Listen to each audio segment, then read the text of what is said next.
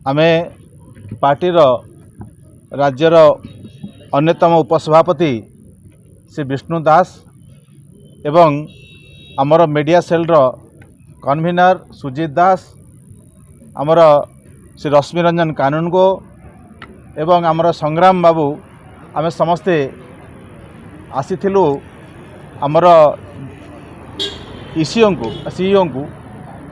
chief electoral officer को ए विषय अवगत करने जे जो भली भाव वर्तमान ओडिशा रे बन्या परिस्थिति देखा देछि एवं ता सहित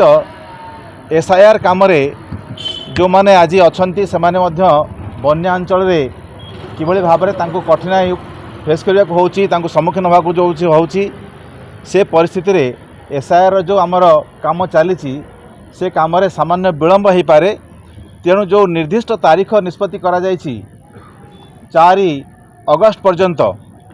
ताकू बढ़ेवा पई आमे आज अनुरोध करबाक आसिलु तांको गोटे मत दाबीपत्र देइछु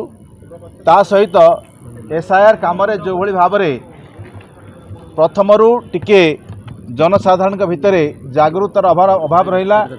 एवं सेथि पई ए काम को बुझिबा एवं सेथिरे सहयोग करिवार मध्य